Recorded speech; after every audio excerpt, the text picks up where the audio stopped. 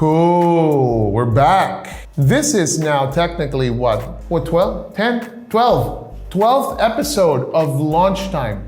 Oh my God, it's a full season. Netflix, if you're watching this, I am with the GOAT today. So we're gonna have a little bit of a yarn about AI. I've already introduced John before, so I'm not gonna do that now, but I will say this. John, you are one of the minds here in Putti, in the team, that is on the ball with AI and the progression of it, the development of it. I'm super curious. You're super curious. Yeah. Okay, and that curiosity leads, of course, it becomes input to the general approach that we have towards AI, the general understanding that we have towards AI. And so let's talk about that a little bit. Yeah.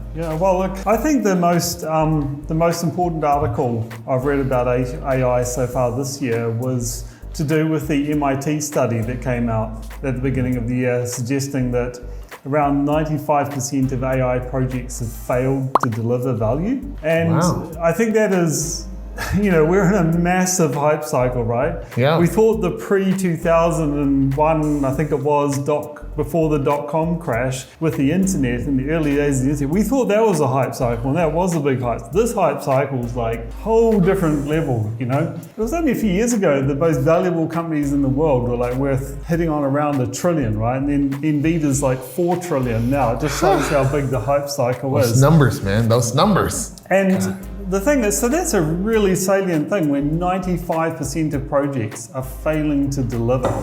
And I think we all know why, if we stop and think about it. I mean, because we'll use AI now. It's that factor that, like, if you're trying to automate things and get it to make decisions or produce things that go out without human oversight, the problem is this, that we got used to computers being able to do things super fast and super accurately and perfectly, right? AI is a different beast. AI is not perfect. So even if it's only wrong 10% of the time, the problem is it doesn't even know when it's wrong. So it believes that it is right still. Exactly. So you're trying to do full automation, but it's subject to this unknown level of uncertainty or errors. And that's a really big problem. The AI use cases that I see working are where AI is doing the pre-work. So it's like, we've got all these documents that come out, say bank policies or whatever. Yeah. And we need you to understand all that. And then we need you to understand these inputs. And maybe we need you to give a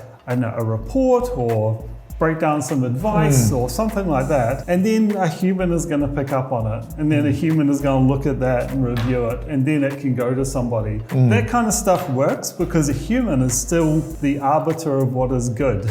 So people they've sort of like got a bit ahead of themselves in terms of their expectations of what they could get out of AI in a lot of cases. And I think it's just about knowing at the moment, okay, great tool. What's it good at? What can it do? But what are its limitations? Make sure you know what they are before you start launching into projects. Now, we might at some point see it break through to the point that it is kind of epistemic and that it really knows what is right and accurate. Yeah. But that's actually a fundamental breakthrough, and we're not sure when it will happen. Like most of what's happened so far is we sort of had LLMs burst onto the scene. Yeah. Actually, the fundamental LLMs haven't really changed or improved that much. What you'll see happen is all the tools that built around it and the processes they've built around it to use it really well and make it more of a useful tool. So I think some fundamental breakthrough is needed, and I just cannot tell like how far away that is. Is it 6 months away? Is it 5 years away?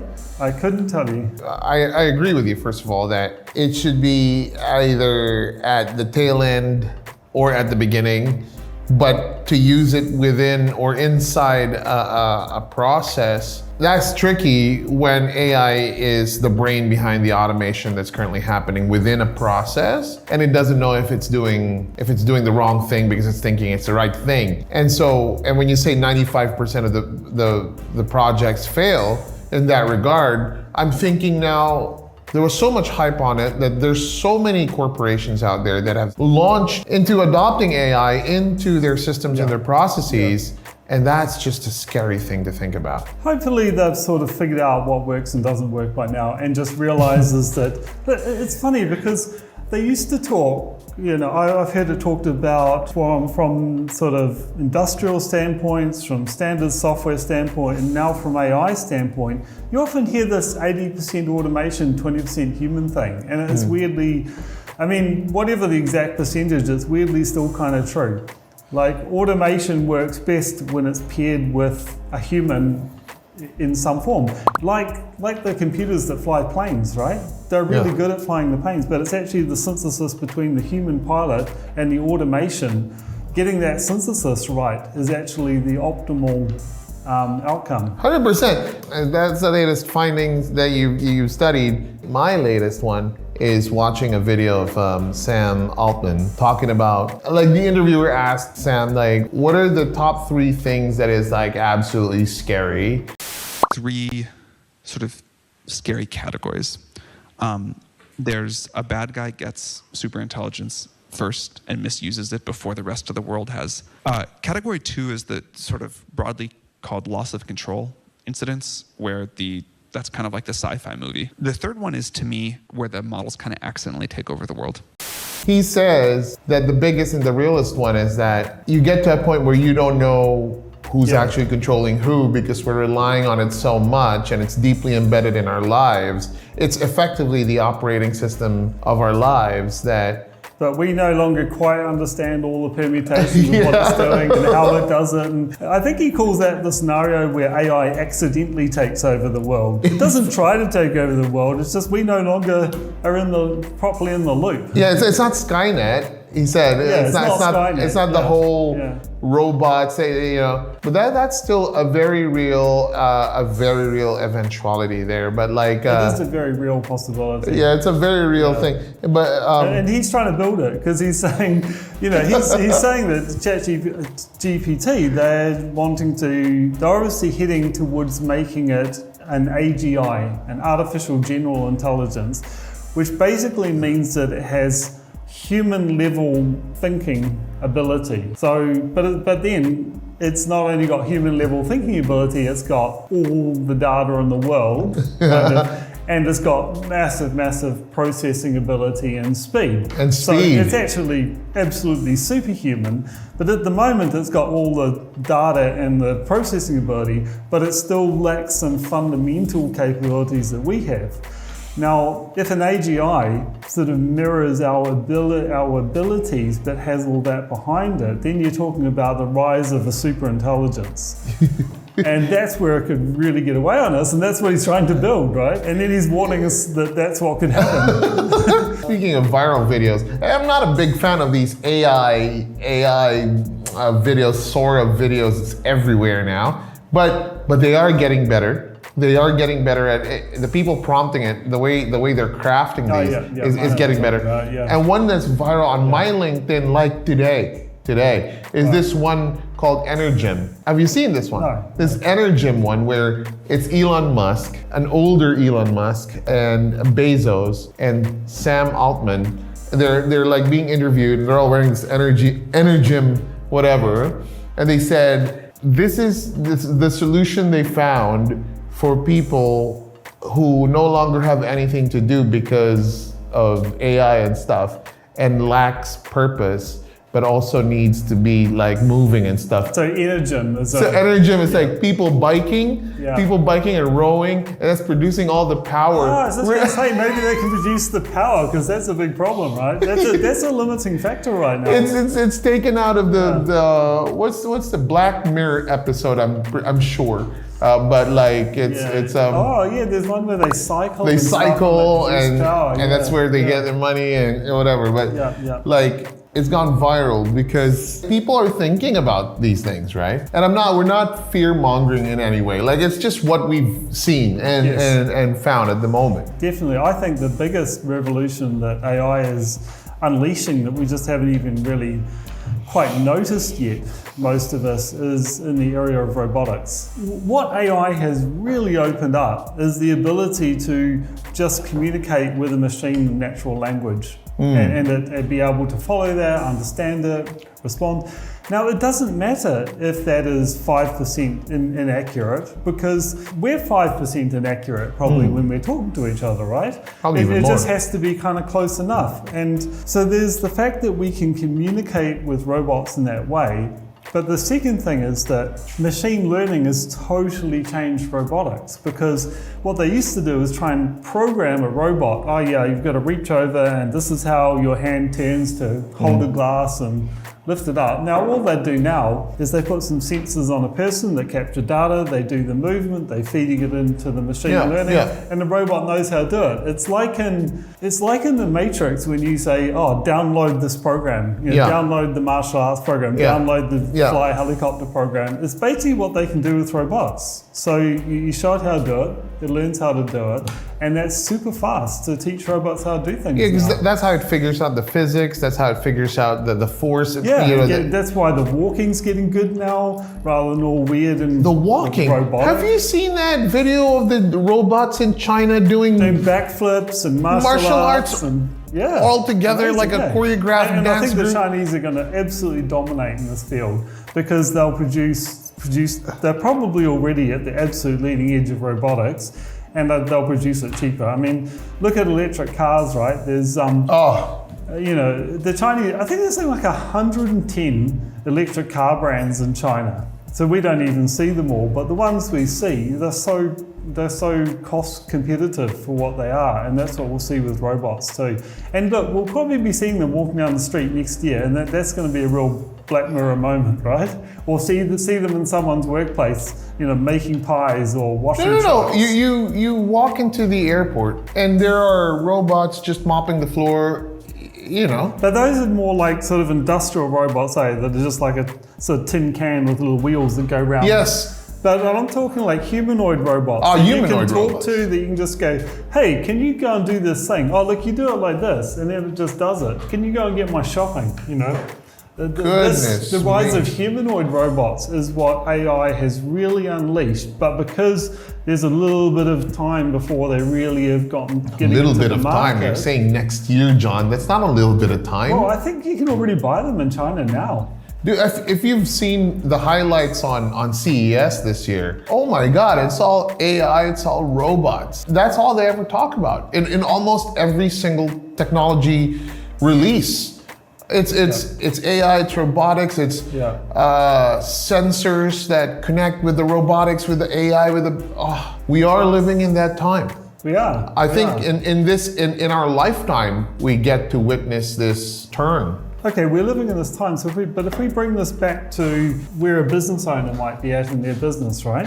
Now you're faced with an overwhelming range of possibilities as you think about how to automate your business. And why do you automate your business? You automate your business because it's going to improve efficiency, reduce your costs, improve your bottom line. Yeah. In fact, if you don't do it, you may no longer be able to deliver competitively with your competitors who do it. Actually, look at our customer the other day who comes from a farm, who's showing us how they use drones now to do all the spraying on the farm, fully autonomously. Gee whiz. So, all of this stuff is happening, and it might be physical world or it might just be automation of electronic systems. But the huge wave of automation is really starting to hit. And you see a lot more actually in the US and China and some other places than New Zealand. The point here is that how do business owners sift through everything that's going on with traditional software solutions, rapidly changing AI solutions and possibilities, and trying to project the future to go, what do I actually do right now that's cost effective and is going to take this business in the right direction? And if you're not thinking about it yet, get on it now. Exactly. You need to at least be starting to think about it. But yeah. Because it's that whole we don't need the internet kind of situation. Back in the day, people were like, we don't need the internet. I think there were famously people asked, what would people use it for? Yeah. Well, how would that affect the newspaper industry? Yeah. Hello. I mean, I'm talking to some business owners because I'm out there kind of trying to understand the use cases that people finding successful with AI. I'm finding people out there in New Zealand who are already well down the track of automating their business, reducing costs, improving customer service and speed of turnaround and all of that kind of thing. And I just think the competitors of theirs that haven't done this yet, right now they probably don't realize how much of a divergence there is. But when these people get to their full extent of their pathway, suddenly the difference will just be like night and day. And these ones just may not even survive. And I think a lot of business owners aren't fully cognizant of the risk of not at least being on the journey, even if it's just a learning journey at this stage. I'm not gonna let this episode end without John giving us a starting point, because I know this whole thing might be a little overwhelming for anyone, right? Like you go, holy, like, you know, I run a wine business. Where do I even start thinking about all of this? Or maybe it's something really like far out from tech, and you're thinking, and you're hearing this, and you're like, relevant? Where do I even start? You know what I mean? So John, at the simplest, at the most basic fundamental kind of level, a business owner, let's imagine I'm a superette or something really like, you wouldn't even think you need AI or anything, right? Where would you say I start? We said that we need to be thinking about it. How do I think about it? What do I need to start thinking about? I'm going to give you a starting point. Yeah, starting point. Literally right where we started. Yeah. Curiosity. You're just going to start by getting curious. Because I think of technology pathway decisions I made in the history of my previous software development agency applicable. Some of those I just had to start finding out things, listening to people, talking to people. Maybe months went by, maybe sometimes a year, even while I kind of absorbed all that before I went, aha, I've got it now, I can see this is the right thing. So I think it's much the same thing. And you know, you can't, in a way, you don't really just want to go to one person, because often, for instance, there's that, what is it? Because I sell hammers, everything looks like a nail? Something like that. You get that, right? Because people, I do this. Therefore, when people come and talk to them, they'll try and channel you that way, or that way, or that way. I'd like to think that I'm kind of broad-minded enough that I'll have a wider discussion with people. But nevertheless, the best thing is just to be curious and get lots of different input, ideas, learnings, go to seminars, watch things online, talk to people. And at some stage, it will click. It will just click. Yeah. Like, this is what, they can see how this could do this for my business that would reduce that. And then you go to the person that you know does that. Yeah. Taking what John has said, if I was a business owner, my first step is to just go on Google and type in, what is AI? That's my curiosity, right? What is AI? Why wouldn't you go on an AI and type, what is AI? Well, I don't know what an AI is yet. I mean, Google's kind of an AI. Correct. Go to Gemini instead. Right. Now, what I was gonna say was, when you type in, it's gonna, nowadays, if your browser is updated, it's gonna type in like, see more with AI, or dive deeper into with AI. Then you can click that and go, how can I apply in my business? I own a blank. Absolutely. And then you can start there. Just start your journey. AI is a very good AI solutions consultant, because the only thing you've got to do is try and give enough information to adapt to Kiwi businesses, because often a lot of its training data might be around sort of much bigger, higher scale economies. So you've got to get it down to something that's actually realistic. Look, we're a business of X people, operate in Auckland, in New Zealand. These are the contexts. And then say what you do, ask for advice around that. But it's really good for that kind of thing. We might list down what John just said and put it in the notes, so that you can kind of take that and use that. Look, if, again, curiosity, and as you just kind of take the first step, the next step will be revealed. And then you also kind of learn and figure out what to ask next and what to ask next and what to do, and until it becomes like what to do next, you know?